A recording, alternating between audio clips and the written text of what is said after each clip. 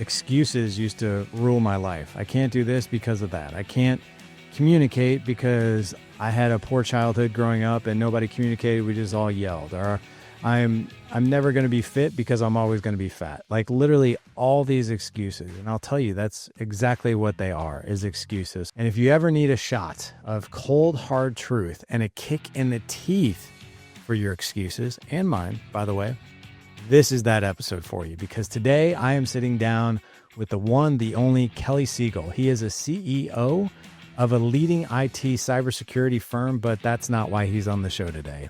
He is the founder of the Harder Than Life movement. He's also a best-selling author and a guy who lives exactly what he teaches: radical, relentless discipline, relentless accountability, and zero victim mindset.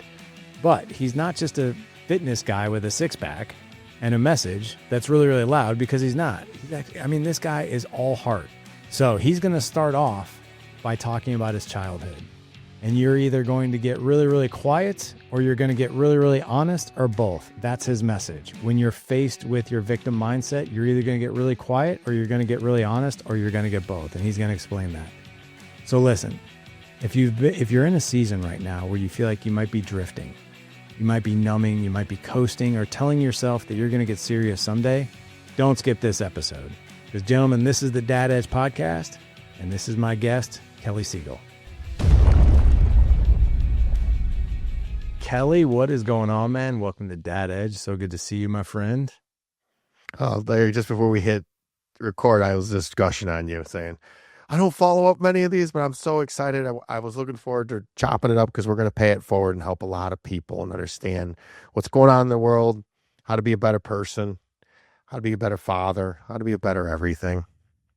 I hear you, man. I can't wait to see where this I have a good indication where this conversation is going to go, but I want to start out with something funny. I remember the very first time I came across you on Instagram. Like, just, I was probably death scrolling or something. Or, let's be honest, I was probably sitting on the toilet, because that's when I death scroll. Like, that's when I look at stuff. I'm best consumed. Right. It's like, I don't want to think about what I'm doing right now. I'll just go look at everybody else's life. But like, Instagram, I think, knows my algorithm. So it knows that I look at a lot of marriage content. So there's a lot of marriage people that I follow, a lot of fitness content, a lot of faith content. And here's one for you: Bernese Mountain Dogs. And that's because we have one. So like, I get all this stuff about he's kind of new. We've only had him for a couple of years, but I've never had one. So like, all these little personality traits. So it's been really educational. But the first time I ever saw you were on a treadmill and you were walking and you didn't have a shirt on. And by the way, how old are you? 50. 50. Just turned 50. So you and I are same age. And dude, you got like this rocking six pack, and you're just like, hey, I do cardio. A lot of people think you don't need to do cardio, but I do cardio because it keeps me lean. And I was like, and I loved your persona. Like, and I was like, who is this guy? And like, I was like, I'm going to follow this guy because he's a fitness guy. And like, he seems really positive. And then I looked at these comments, like, dude, these comments, because you have a lot of followers and you got a lot of people engaged with you. So I was like, why are people being so mean to this guy? Like, he's so nice. But like, of course the haters are like ripping on like, the fact you have a six pack and all this other stuff. But I was like, I started following you ever since. And I love, you don't drink. You've been sober for how long? 7 years. 7 years. So don't drink, fitness guy, and you have one kid, correct? Yes. Daughter, right? Yes. Her name's Ariana. It's her birthday this week. I'm going to share some good stuff, some good reparenting that I've done to myself with you. Okay. So we're going to get into the weeds of like the deep stuff and all that good stuff, but I have to ask this question. How old's your daughter? She turns 17 this week. Oh, perfect. Perfect. So when the dudes come over to meet dad, and dad is a big muscular guy, right? Are they just like, yes, sir. Yes, sir. I will have her home by 11. Are they a little, they got to be a little intimidated. Yeah. It's funny. I hope that they would watch my content to realize I'm harmless, but it hurts my heart to know that my authenticity irritates people. So I got a lot of trolling from that video. We released it 3 or 4 times in different versions of that one video that you were talking about. And it got, I think the lowest it got was 3 million views, but there was one, it got 5, it got 7, it got 3, 4. It was done. And and even one dude took it, put it in his and said, this guy is a fake liar. That's not right. And I'm like, so there's so many lessons to be learned. This is where I was getting at, is the lessons are judgment only hurts if some of it's true. None of it's true. So it goes in one ear and out the other. And I get to pay that forward to my daughter, who is a beautiful young lady in a world of technology where you get to see if people love you or not, or like you, because they just the thumbs up and the thumbs down. And you're right. The comments were, I try to keep up and like talk to the people and be like, hey man, why does this bother you? Ask yourself why the fact that I have a 6-pack bothers you. Well, you're lying to people. How am I lying to people? So the only other advice I'd say to you is don't wrestle with pigs, because you just get dirty and the pigs will love it. Guys, just don't wrestle with pigs because you'll get dirty and they'll love it. Oh my God. At the end of the day, so here's another one too. Larry, you can't fake fitness. Yeah. You can't fake what I'm doing. So it's not like, and my entire life isn't fake. It's not like I post about being on a boat that's not mine, or a house that's not mine, or things that aren't mine. I don't know how to lie or how to be inauthentic. So everything you see is the real deal. And I figured, I just got finished up with 555 workouts last year. I had put a goal to do 500. I did 555. If I set a goal, I smash it. And you know who watches me? My daughter. So what does she do? She sets goals and she smashes them. They watching us. So it's important. And I'm sorry if my word, which means everything to me, that I will not break for anybody, irritates you. If it does, then you should watch more of me, because I'm going to pay it forward. Listen to my Thursday podcast. I pay it all forward. I'm not a coach. I don't have anything to sell. We have books that we've just written and put out, and we have a podcast. It's all free. So please come and consume. I'm not trying to do something for that to catfish anybody or to monetize them in any way. I just want to show that a poor old kid, and I used to call myself a poor little hillbilly from 8 Mile and Van Dyke in Warren, Michigan, can do this, then you can too. So let's talk about that. You know, what was it like growing up for you? Well, it was rough in that I grew up parents of, I wouldn't even call them alcoholics, because alcoholics went to meetings. These were drunks. These drunks used to beat on me like there was no tomorrow. And I say this for effect so people understand. It was awful. I was beat when I was 8 years old on my birthday by my mother so badly that I couldn't go to school for 2 days. And that was the only place that I would go when I would get food, because we got free lunch. I was drowned by my stepfather when he was drunk, because I didn't let the bathwater out that my mom took, that I didn't know existed, so she could go out. And by the grace of God, one of the times he was dunking my head, I reached over and grabbed the drain plug, because this, we're old and I'm old and poor, and there were the little rubber drain plugs, and I caught it and it let the water out, and that probably saved my life. There have been many times where I thought I was going to die by my parents, by my mother and my stepfather. So when you grow up in absolute chaos, your nervous system is unregulated and crazy. And since they drank, I caught it. I watched it and said, oh, this is what you do. And I continued that until 7 years ago. And 7 years ago is when I said, there's got to be a better way.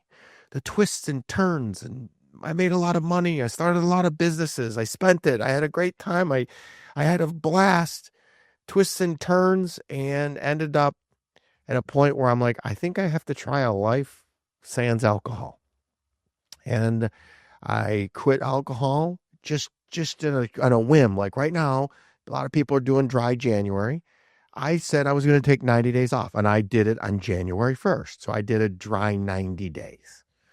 And what started out as 90 days turned into 7 years and turned into a life choice, which turned into the Heart of the Life podcast, 2 books, me meeting you and having some of the best friends in the world that don't drink, don't do drugs. And I would have thought back in the day that that was boring. So my life has become boring, and I love every part of it. I look in the mirror, I'm looking at this guy in the computer screen right now, and I don't have blotchy skin. I don't have anything to apologize for. And I literally love my life. All right, gents, if you're listening to Kelly right now and you're thinking, man, I need this kind of discipline and structure in my life, not just motivation, I want to invite you to something that I'm hosting exclusively on February 25th at 7 p.m. Central. I'm going to be doing a Dad Edge Alliance preview call. This is an exclusive sneak peek behind the curtain of what we do with our members every single week inside the Alliance. I'm going to show you exactly how we train skills for marriage, parenting, leadership, and personal discipline, and how the brotherhood, the community, and the accountability create real change that actually sticks. So if you've been trying to do all this stuff alone, or you're starting over every Monday, every single week, we start over on Monday, this call will probably give you a ton of clarity on what you've been missing and what that next step could be. This is not a webinar. This is not a sales pitch. This is for all my guys out there who have been curious about the Alliance and you're not really clear on what we do or how we go about it. This is also for previous members who've done life with us in the past, who have left and want to come back home and check out what we're doing, because we're doing things a lot differently than what we used to years ago. We've got a beautiful, new, swanky, amazing membership site with all of our resources and courses and our agendas and skills drills and everything. 9 years of resources at your fingertips on all the topics that we're talking about. I'm going to show them all to you. You got to head on over right now and RSVP. Go to thedadedge.com/preview. Again, thedadedge.com/preview for this call on February 25th at 7 p.m. Central. You got RSVP, and I'll see you there. So, man, I am so curious about so much here. First of all, do you still see your parents? No, I do. I haven't talked to my stepfather actually, I can tell you how. My daughter's 17, she was 2, so 15 years. And I haven't talked to my mother in probably 20 years. And I didn't plan it that way. I've been to every modality of therapy. I had people listen to this like, oh, you should talk to them. No, I've talked to a lot of therapists, and they're like, you have processed this. And anytime I allow them into my life, my mother is a flat out narcissist and my stepfather is just mean. So I met with them, told them my feelings, told them my book starts off, the Heart of Life book starts off. I had to empty a jar of pee from my stepfather every day because when he would come home drunk, he would have to go lock himself into his bedroom. So when my mom came home drunk, she wouldn't try to kill him, because that happened a couple times where she stabbed him. It's chaos. She lit the house on fire. Guys, here's a great time. If you want to read about this, I wrote about it in my Heart and Life book. If you email me, Kelly@heartandlife.com, I'll send you free electronic copies. It's a great, easy, simple read. Everybody loves it. I'll give you the copy. Kelly@heartandlife.com. We'll just type in the subject, Larry or Dad's Edge, and we'll send you the books for free. But it talks all about it. My mom stabbed my stepfather. It was an absolute chaotic chaos, and I paid it forward for so long. And at the end of the day, life is trial and error, and I kind of figured it out the hard way, hence being harder than life. So what was there's a lot there, man. My gosh. So 20 years with your mother. You and I are pretty aligned on this. Unfortunately, my mom and I don't talk. You mean unfortunately? Well, no offense. I've talked to so many therapists. And by the way, I was at I forgot to say this. what the coup de grace for me not to talk to them is I had my nephew, my sister's son's graduation party at my house. And he said, can I invite your parents? And I said, it's your graduation party. Have at it. And I show up and my mom cornered me and was like, look how you turned out. I did such a good job. And I remember me telling her she's a narcissist. I looked at her, I go, all of this, I had a pool, and this nice house, and just pull up in my convertible Corvette, and life was good at the time. This is 20 years ago, and it got better since. And I said, all of this is despite you. I did everything the opposite to achieve all this. You get zero credit for this. Enjoy the party, leave me alone. And it was right then and there. I'm like, I'm never talking to her again. And I haven't seen her since. And then I was at a funeral and I was with my daughter. They've never met my daughter. I was at a funeral. My stepfather was there. And I said, would you like to meet your granddaughter? He's like, no. He's like, let me tell you a joke. I go, you're a joke. And I said, why did you make me empty jars of urine? And he's like, that never happened. I look at my sister who's at the same thing. I go, did we have to empty jars of urine? She's like, oh yeah. I go, well, really? And I said, we're done here. We're done. And I haven't talked to him since. He's now in hospice, got one leg amputated, gonna die any moment. And she's all alone with my sister. I can't believe, of all people. I said to my sister today, you're a saint, because she takes care of her. And my aunt, my mother's sister, just passed away. And I said, hey, and my sister called me and she said, yeah, Aunt Yvette just passed away. And I was like, well, did mom go? She's like, oh God, no, she would never, she doesn't do anything for herself. So these are bad people that didn't learn, but I've forgiven them. I've done a lot of work, forgiven them. And you have to forgive them so you can move on with your life. I only got so explicit so you can understand that whatever childhood trauma or injuries that you have occurred, we've been there. And you must overcome them. You cannot keep drinking the poison, expecting them to die or whoever hurt you to die, because you're only holding yourself back from living your life. And that's why I got so disturbed. Plus, I've done so much work. I've done EMDR, hypnotherapy, plant medicine. I'm doing parts work right now. If it's a therapy, I've tried it because it took a lot to get to the point where I just wasn't self-destructive and had a chip on my shoulder and angry and just thought the world was supposed to be that way, where I didn't trust anybody, especially myself. It's so freeing, Larry. And then the more that you're open and vulnerable and you trust yourself, the more you develop relationships with people that are amazing and deep. Like our good friend Rudy and I, we speak weekly because I love him and he loves me, and it's okay to say that, and it's okay to. I had walls up. The people that I freaking loved and trusted were not good for me. Not physically, not emotionally. It just was no way to live. I hear you on all that, man. And it's pretty amazing, like how closely our childhoods were and how similar they were, and kind of the same thing. I made the decision. My second born is 18. So I haven't really interacted with my mom for 16 years. And that's because the line that, the straw that broke the camel's back there was he spilled some milk at her house and she got upset. She was drinking and slapped him in the face, which wasn't uncommon, for me growing up. And to be honest, that really wasn't uncommon for our generation growing up. It was pretty the norm. There's a lot of people that need to be slapped in the face. Right. It might happen right now. Yeah. It would solve some problems. But, after that happened, I was like, hey, I remember very distinctly, I was like, you either need to get some help or we just can't come around anymore.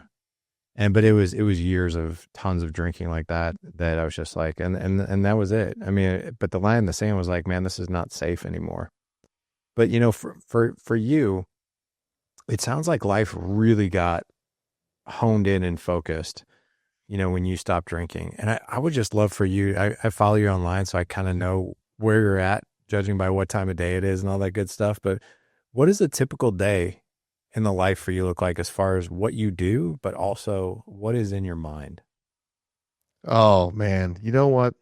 Good questions, Larry. I love that. It reminded me too. I didn't even get into my biological father and the drinking and drugs, and he died years ago from drinking and drugs. So that's another. That's where the abandonment came from. Like that binds you and I.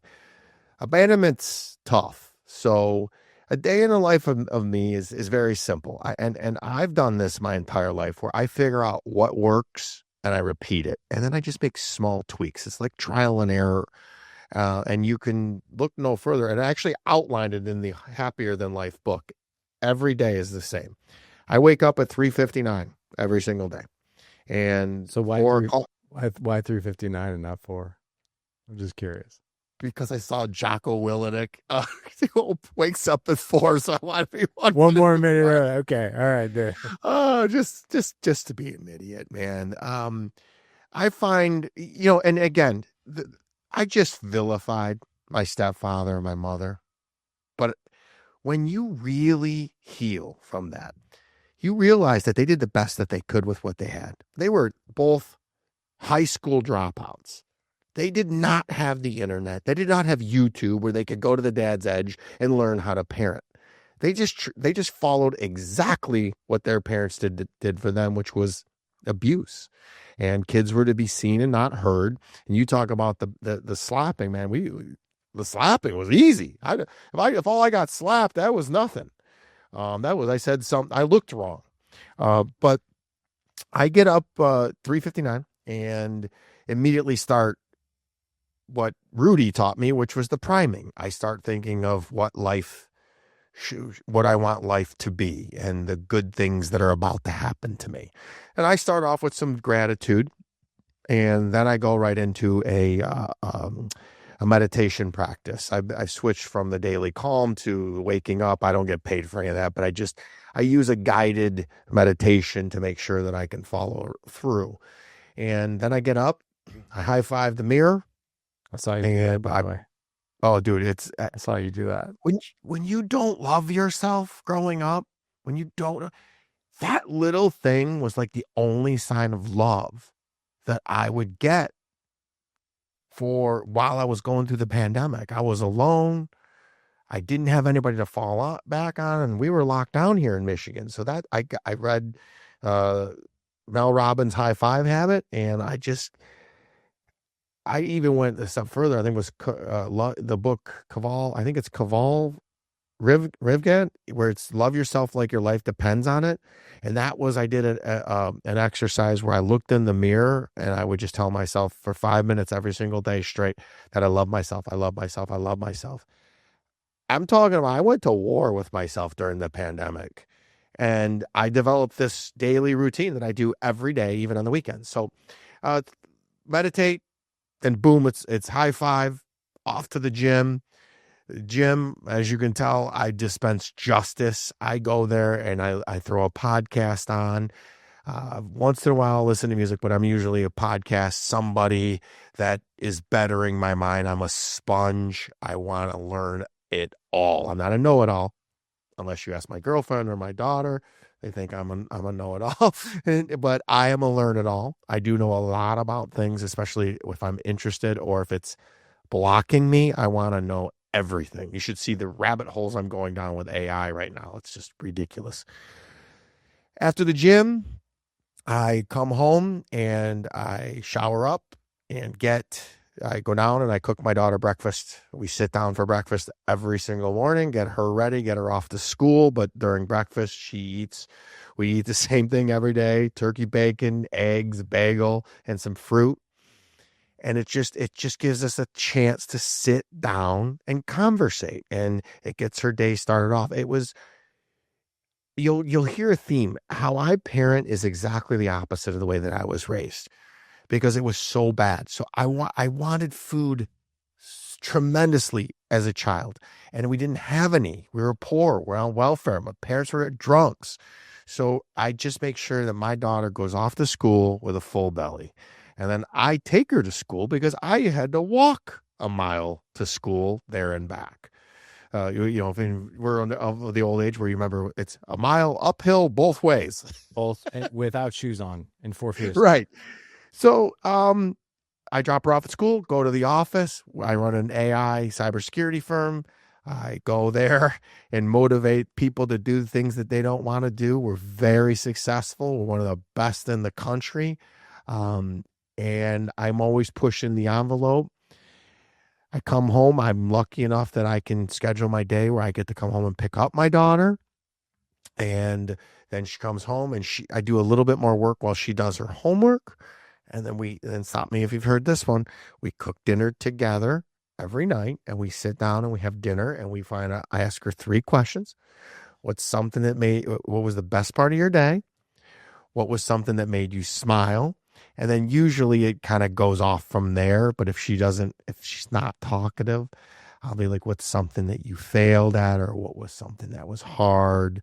Or lately I've been asking about interactions with other girls, because we're in a hoity-toity neighborhood, and I'm not real good with that because I grew up in the ghetto. So I don't know how to relate sometimes. So I like to just listen. And I've learned better, especially lately, that I can't solve anything, but I can listen and be present. And when I do that, she just feels seen and heard. And recently, Larry, I was able to see all of this pay off because I've always put my daughter first. Every time I travel, I've never missed parenting time with her. She comes first, no matter where I've been. If I have to travel for work, I get back for her parenting time, and she knows that she's important. And I not like me, where I had to beg to even live. She knows that she is worthy and meant to be here. And I tell her all the time. She gets lots of loves, kisses. So after dinner, if there's a program, something that we're watching, we'll maybe watch an hour with a TV. But most of the time, we sit down and we read for an hour. And that's rinse repeat every day. And then on the weekends, I don't have her. And that's the time that I catch up on work or my reading or I prepare for my podcasts, and I do my mindfulness work where I have to really think. And I work out 7 days a week.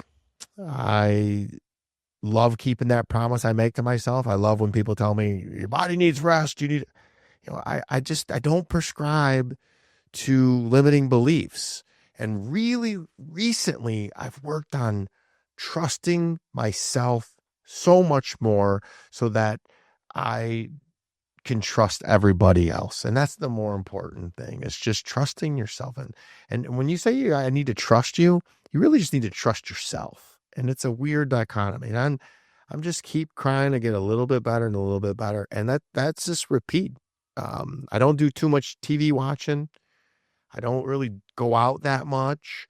I don't have any FOMO where I feel like it. I've been really working on a lot of traveling lately. We're going to Costa Rica in 2 weeks. I'm just trying to check off experiences in life because, a lot of people say we only live once. No, you only die once.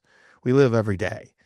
So I don't beat up where I made a mistake yesterday. Yesterday's history, tomorrow's mystery. All we got is today. And I'm sitting here with my boy, Larry, about to chop it up even deeper. When you say, first of all, I love your routine, man. It is apparent that your daughter is insanely important to you. And man, if you're following that kind of regimen every single day, which you are, man, I can understand why you guys are so close. Like she's got that structure and those touch points with you. You and I are so similar with what we ask our kids. I like to ask my kids 3 questions every single day. What was the best part of your day? What did you fail at? What are you excited about this week or tomorrow? But I'll vary up those questions in different ways, but it's pretty much the same theme, but they always open up and they're always talkative. And then, not always, some days they're not. But usually on days like that, there's still a little bit of conversation that probably wouldn't have been had because we get to ask deeper questions, right? I love the connection that you have, that you've built with her. I want to talk about trusting yourself, though. So I think when you were raised with parents like you and I had, number one, that's your first touch point of trust. Can I trust these people? No, I can't trust them, the people that are supposed to take care of me. That's pretty important. I think that also trickles into, perhaps without a lot of structure, guys like me and you, we grow up and we don't make the best decisions. So Nope. maybe we don't really, I know I went decades not trusting myself with certain things. And so when I took my oldest son to a rite of passage called the Squire, put on by Bedros Keuilian. And Bedros took the men aside during this 15-hour challenge, really what it was. It was ran by Navy SEALs and special ops guys and Bedros. But at one point, Bedros took all the dads, because the dads were doing this rite of passage with the kids. And the SEALs took the boys. And Bedros got us all in a room. And he gave us all some pretty tough love. And he said, "Gents, I see some confident men here. And I see some men that are really insecure, and I can tell." He goes, "Do you want to know how to build confidence?" And I was like, I'm like you, man. I'm a lifelong learner. I'm just a sponge. I just want to learn. And I'm like, oh my gosh, I would love to learn the recipe for confidence. He said this: it's holding your word to yourself that's unbreakable and holding your word to others that's unbreakable. Basically, it's you trust yourself. And I'm like, holy crap. Like, it just hit me so far between the eyes, man, and in the gut. I was like, man, that is so true. But then here's the question. How do we start to build that trust? Well, one day at a time through routines that are non-negotiable. And the routines I just told you about, it also goes into my calendar and my business. So I have systems for everything. System stands for save yourself time, energy, money, and stress. So whenever you put something on your calendar, you have to stick to it. And when you tell somebody you're going to do something, you must stick to it. But it goes much deeper than that. The big buzzword nowadays is boundaries. And boundaries and standards get interchanged, but to me, they're a lot of the same. We'll use your mother slapping your oldest child. That's a boundary and a standard. It's like, listen, we don't do this. And then the boundary is the enforcement of the standard, where you said, not only do we not do that, but we're not going to be here any longer. It's the enforcement that people forget. They say they have standards and they say they have boundaries. It's the enforcement that builds the resilience. It's akin to going to the gym and going through the motions, or going to the gym and saying, I'm here to gain muscle, so I'm going to be intentional about it. Two people doing the same thing, one enforcing it with an intention, one just going through the motions. That's where we run into. Everybody, you don't need to talk to anybody that goes, I got no boundaries. I got no standards. I don't treat me with what you want. Nobody's going to say that. Everybody says that they're going to have boundaries and they have standards, but you can show me your calendar. You can show me your friends, show me your life. And I'm going to tell you, do you really have them? You may have them, but you're definitely not enforcing them. So just doing, and Bedros is king of these, putting yourself in hard situations and smashing them. That's why I did 555 workouts. It wasn't to get an extra bulge in my six pack. It was, what can I do at 50 that seems darn near impossible?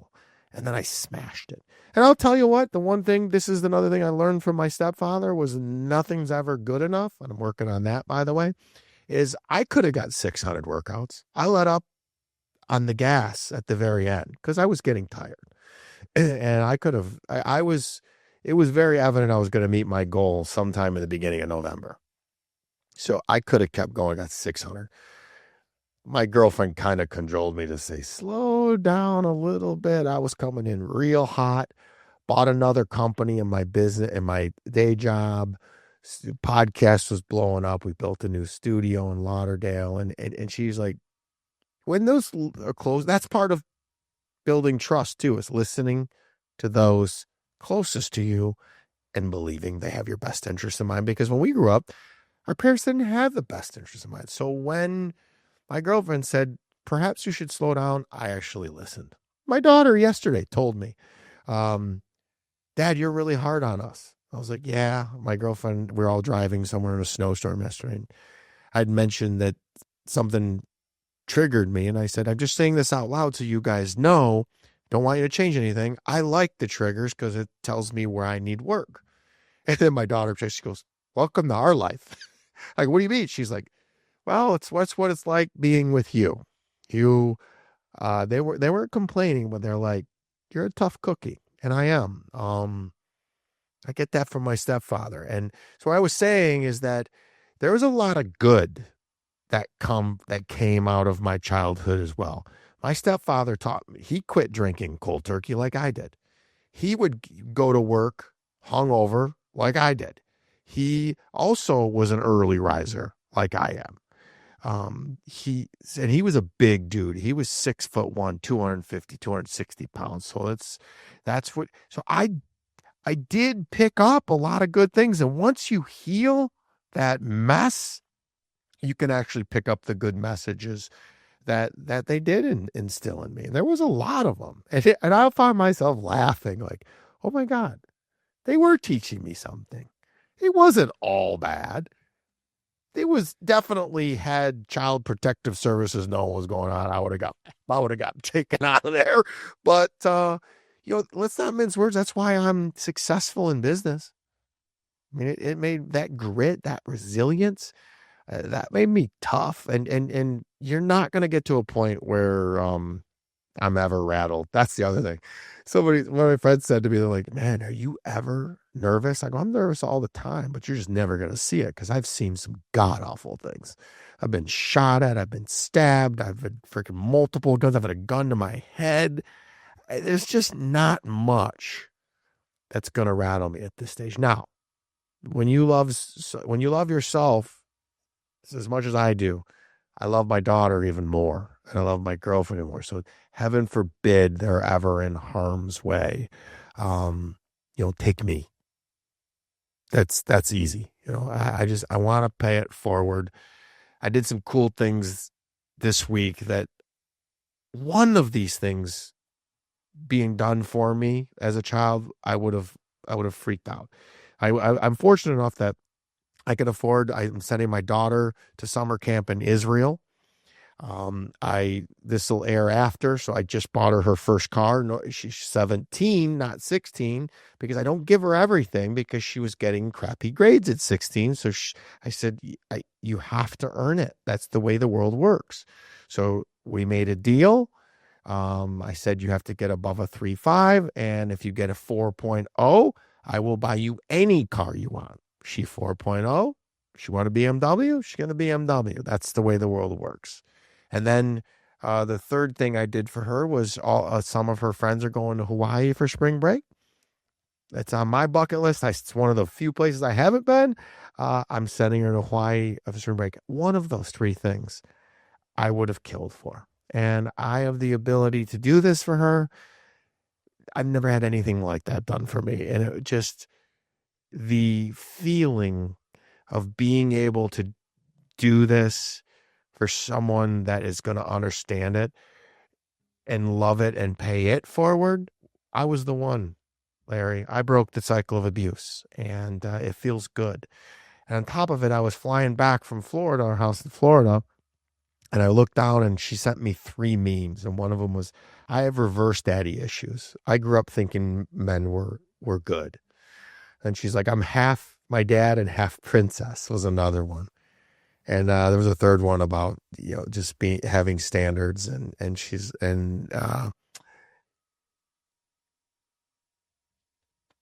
it's just, that's why I did this. I love that, man. Never a greater motivator than your kids. Bro, there was times where, her mom would sabotage, and that's what started this.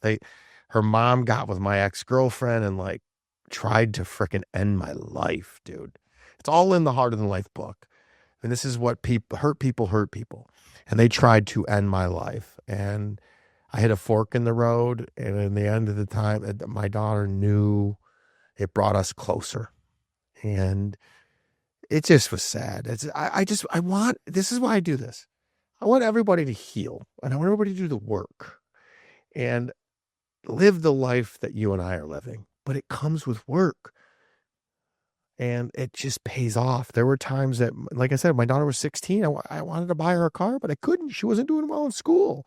And there were times where I was like, man, did I do the right thing by making her a priority? And it just took a little bit longer, but now we're like this. I also noticed too that you said you don't have your daughter on the weekends, but do you have her Monday through Friday? Do you? Good question. So I have the reverse dad story. So I used reverse psychology, and I'm friends with her mom now. The war was over. It took 11 years. So they say it takes 10. Mine took 11. So what I did was I knew that whatever I said, my ex, her mother would turn it around on me. So I told her I wanted the weekends. So she took them, which I really wanted my weekends free. And dude, when she figured that out years later, she tried. That's what literally launched the Harder Than Life brand. She wanted to fight me over custody, and I'm like, I'm not changing it. I'm like, you chose this. You've been an absent mother. That's not fair. Again, doing the work and healing, I realized that her mother's doing the best she can as well. And she kind of just stays out of my way and lets us do our thing. And we talk, it creates great conversation, Larry, where my daughter will complain about something. I'm like, Mom loves you, and she's doing the best she can. I love that you do that, man. And it's hard because she makes decisions that you're like, oh no, she didn't. No. But you know what? I say to her, you could have had my mother. Yeah. My mother beat me. Your mother loves you, and she wants nothing but the best for you. So I got a couple more questions for you, but one big reflection. I think you probably know the video that I'm talking about. Have you seen the documentary on Tony Robbins, I'm Not Your Guru? I have not. You would love it. You would absolutely love it. But is it on Netflix? What is it on? I think it used to be on Netflix. I know when it first came out, it was on Netflix. It's probably still there, but I'm not sure where it's at now. But yeah, it's called I'm Not Your Guru, and it's about Tony Robbins. But it's got these clips, from people at his events and that kind of thing. And there's one clip in particular that I see just online every now and again and it's part of the documentary, but it's this woman who I have seen this. You know what I'm talking about? Like where she's all up, she's all pissed off about kind of like she was treated a lot like how you and I were treated growing up. Like her mom was just awful to her, just abusive, emotionally abusive, all this stuff. And then Tony was like, and she talked about like how she blames her mom for a lot of stuff. And he's like, okay. He's like, well, tell me about your life. And she was like, I got a great life. And he's like, well, tell me about it. She's like, well, I'm married, I've got a great husband, got a great kids, got a great job. Like everything's pretty good. And he's like, so you came from a mother that treated you really, really poorly, but yeah, you turned out pretty darn good. Is it safe to say that your mom probably taught you quite a few good things? And she's like, yeah. And then it went further. He's like, what about your drive? You seem like a really driven person. Was your mom like that? She was like, yeah, actually she was. And he's like, see, this is what I'm talking about. If you're going to blame somebody, which I saw you do this really well. And to be honest, I'm a little bit behind you on this one. I only learned this one probably 5 years ago. If you're going to blame somebody for all the bad that they did in the past, you better blame them for the good that they did too. Yeah. Because that helps free us. And kind of like with you, like, dude, I'll never forget, man.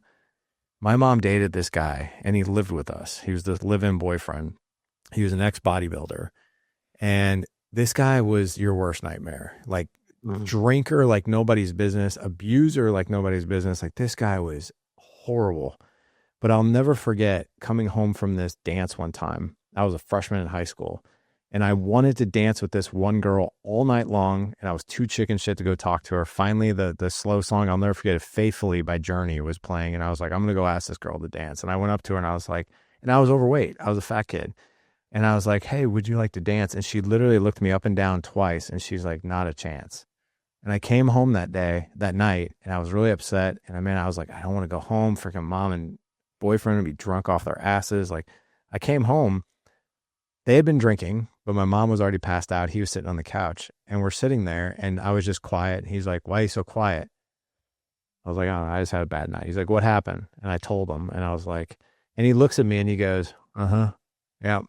He's like, well, let me ask you one question. I was like, okay. And he's like, you sick and tired of being a fat ass yet? And I was like, damn, dude, I didn't think the night would get any worse, but okay. Right. And he's like, no, seriously. He's like, are you tired of being a fat ass? And I don't know what it was, Kelly, but maybe it's like a 15-year-old boy. Like, I remember this was like my first line in the sand as like a human being. And I looked at him and I don't know what it was, but I looked at him dead in the eye and I'm like, yeah, actually I am. And he goes, you ready to do something about it yet? And I was like, yes, I am. He's like, okay, we start tomorrow. And I was like, what do we start tomorrow? He's like, I'll be waking you up at 4:30 and you'll find out. That guy trained me for like 4 straight months, 4:30 in the morning, every day before school, Monday through Friday. And he gave me a taste of it on that Saturday morning. And I hated it at first, but I will tell you, I look back on that guy and that was 33 years ago.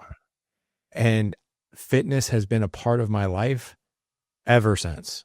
Like, it has been the foundational thing that has helped me cope with things. It's helped me get through things. I mean, like, it's built confidence, it's built physical strength, mental strength, resilience, so many things. A lot like you, I listen to podcasts in the gym. So I'm saying, like, all this knowledge and all these things wouldn't have happened if it wasn't for this disastrous dude. So I love the fact that you also shine your parents in a light of like, they gave me some gifts along the way too. Right? Oh, dude, there's so many, and as you heal, you find there's. Have you ever seen me walking down the street and I just start giggling? I'm probably thinking of something, and there's.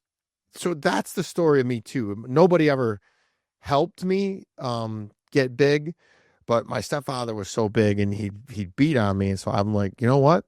I know exactly what to do. I'm gonna get big. So now you ever see me in person, but if you ever do, I'm a tree trunk. So I'm 5'9", 220 pounds of just muscle. And it opens up so many doors for me. So thank you. Thank you, stepdad. And what finally stopped the beatings was when he would spot me and he couldn't lift the weight. And bro, I go so far back. We lift weights, cement weights. So with a wooden bench. And that was the last time when he could not spot me on bench. The last time he ever put his hands on me. So it went, oh, this is the great equalizer. And then now it's a door opener for me. And I'm a gentle giant, man. It's so you asked me about her boy. My daughter finally does have a boyfriend, and he won't come over. And finally, I've been kind of making him. And he came over last night for pizza. And my daughter called him and she's like, yeah, my dad wants you to come over for dinner. It's like, what, to kill me? The funny thing was, I'm not. You treat her right, it's all good. And frankly, even if you don't, she's going to 86 you. So yeah, she'll kill you. It's just, we have to stop. It's the whole, I don't drink because of my dad and I drink because of my dad. The alcohol, the two twin kids of an alcoholic father. You gotta realize that you're learning and figuring it out, and you can't give them both. You can't not win and have success because of your parents, but then the successes, you just can't. It doesn't work that way. And you have to unpack that and live your life, man. But the people that say, we touched on this, the people that say that you have to have a relationship with family, no, you don't. They don't. That's because you don't trust yourself enough to be able to have that tough conversation that says, I'm sorry, I can't be in your ecosystem. And that's what I said to my mother. You guys are so negative and so mean that I can't be around you. Just because you're my mother and my stepfather. And I'm grateful. My mother literally was going to abort me.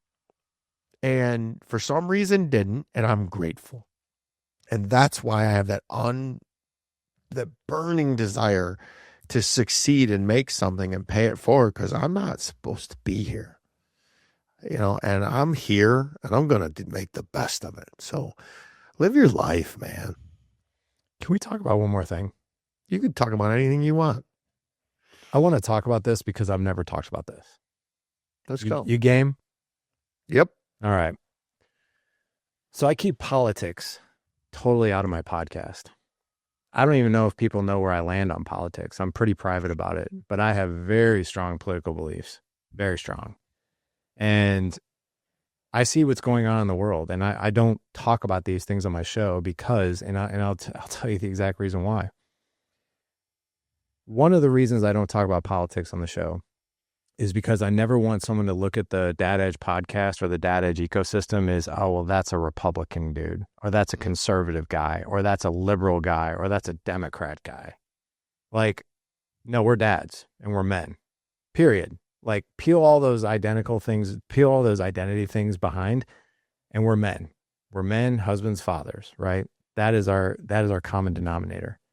But I do want to talk about this because you and I started talking about this before we hit record, about all the chaos that's going on in Minnesota, all the crazy things that are happening. And I don't care what side of the political fence you are on, you think the other side's nuts, right? But here's what people will ask me when it comes to politics, and I'm very blunt.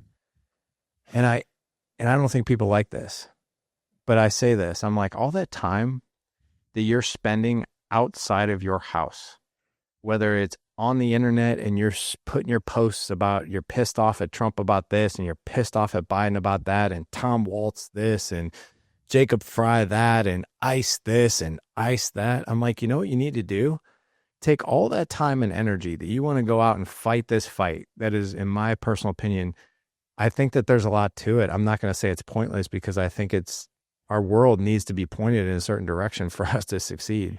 But I don't think that this fight happens outside of your house. I literally think, and I don't know if you agree with me or not, but I'm like, you really want to fight this fight? Go raise good kids. Go raise amazing human beings. That's where you fight this fight. Go build an incredible marriage. Keep your house in order. Don't go fight something that you don't have in order under your own roof yet. Right. And I really think that I had Meg Meeker on this show, and I know I'm getting like really fiery and passionate about this, but I think it's true. Meg Meeker came on the show. She's the author of Strong Fathers, Strong Daughters. I don't know if you ever read that book, but have you read that book? You'd love that book. I'm going to have to read it. I think somebody gave it to me and I didn't read it. Yeah. I'm like, of course I'm a strong father, strong. I was going to say it might be written about you. But one thing that she said, and she said it with so much passion, she's like, Larry, if you put an intentional dad underneath the roof of every single house, that his marriage and his kids were the very first priority, not to say that they're not, but he knew how to operate within that, and he was a high integrity man that was a selfless servant, the world would change overnight. Like literally the world would change overnight. If you look at, I think, how people are operating and how erratic they are, a lot of these people, man, they come from really chaotic, broken homes. And I really think, I mean, it sounds like oversimplified, but I think one of the ways of many is getting our own houses in order. But what do you think? Well, I try to stay out of politics, but I don't think that what's going on in the world that we can stand by anymore. 'Cause I used to say that it doesn't matter who's president of the United States, who the senator is, I'm going to win. And that's true. But what's going on right now, especially with AI and the fact that Elon Musk has come out and said, I can cut the budget in half, and I've seen it, and it's become where the fraud that's being shown, I'm getting a little nervous for our country. I really am. And I'm not going to sit here and tell you that I'm a Democrat or a Republican. I don't even know what that is anymore. I am pro-Constitution. I am an American, and I believe in taxation with representation. And what we're getting right now from both sides is zero representation. It is how can they fatten their pockets? So we need, if you want to know what to do, you're absolutely right, a strong father. But if that wasn't an option, maybe your father died of a terminal illness. Maybe you're like mine, my father just died of drinking and drugs. You can still win in this world by getting it. It's funny. You're going to laugh. I've ordered a bunch of mirrors. They're my new prop when I give keynote speaking. I go, I have the tool that'll fix the world. and it's a mirror. It's a little mirror, and I meant to bring one up, and I forgot. They're downstairs. And I look in the mirror and love that person like life depends on it, because it does. Become emotionally intelligent and be able to make decisions for yourself and what's good for you, and trust yourself. Do good, and everything else will work itself out. And it starts with, I always say this: united we stand, together we rise, divided we fall. And that's what's going on. They are trying to get us to divide. Do you think for 1 second that we've thwarted all of this terrorism since 2001, 9/11? You think we're that good? No. You want to know the one thing that would unite us? A terrorist attack. So what I say is, let's unite each other through podcasts, through brotherhood, through healing. You got to do simple things like no drinking, no drugs, sitting in your shit, feeling your feelings, because feeling is healing. It doesn't feel good, but neither does the hangover from the drink or the Xanax that you took. We all need to be the best person we can possibly be, so we can facilitate discussions that actually move the needle forward. And it's very, very simple. I don't know where you stand. I don't care where you stand, but I want to have discussions with everybody, because I can tell you one thing we all guarantee on, that we all agree on, is that we all want to live free, happy, and in this country, because it's the greatest country in the world. I've traveled all over the world. You don't want to be anywhere else. But there are some things that are happening in this world that we have got to put our foot down. We need reform. We need election reform. We need term limits. We need, I don't understand how it costs. I think it was $16 billion this last election. You imagine that would eradicate hunger in this country, in the world. So why does it cost that? Because the system is broken. And I implore you, I don't think we can sit around and do nothing anymore. I do believe technology. I am a techie guy. I know cybersecurity. I know AI. There is things that already exist that can fix our elections. And the number one thing we have to know is the integrity of our elections. Just do a little research about what's going on. The execution is wrong, but the concept is right. And that's why I ask people to become emotionally intelligent, because remember, we're programmed with our parents. So what your parents believe, you probably believe a lot of it. I've had to question everything that I learned.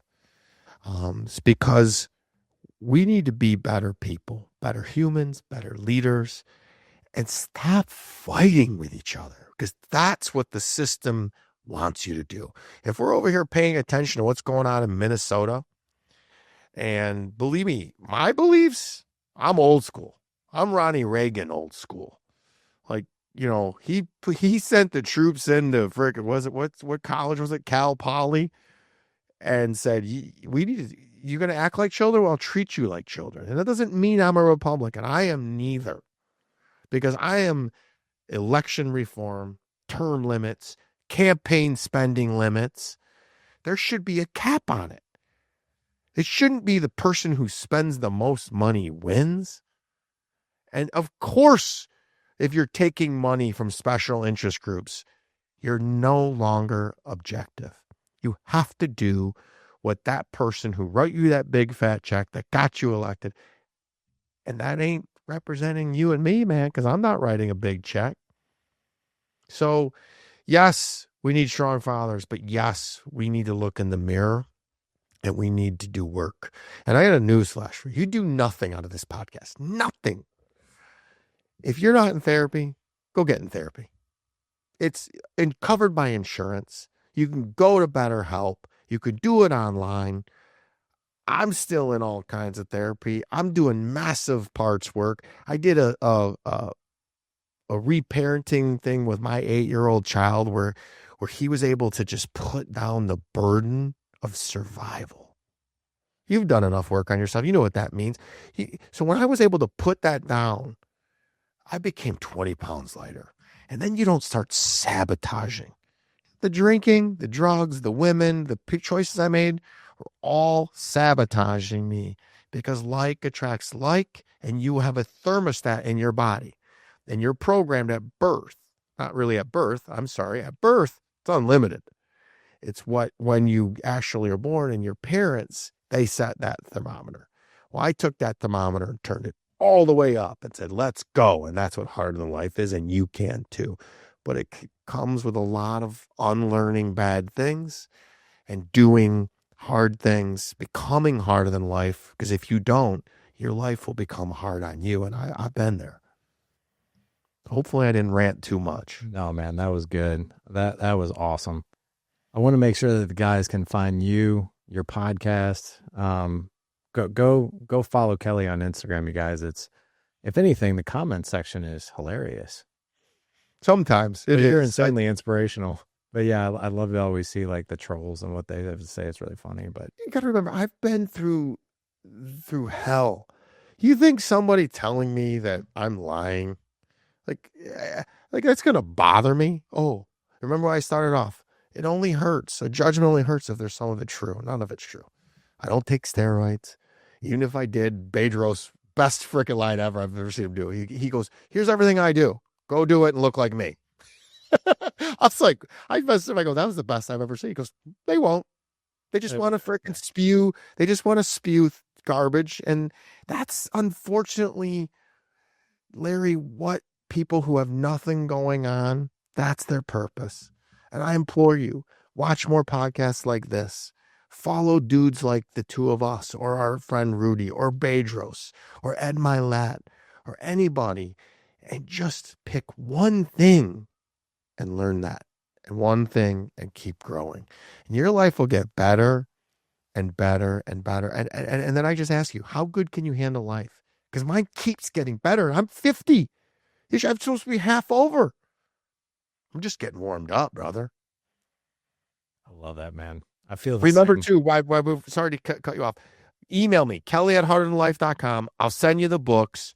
Follow me at kelly.siegel.71. Make sure you put the subject, Dad's Edge, just so I know you came here. And if there's anything, guys, I answer those emails. I do have AI, but those emails I answer.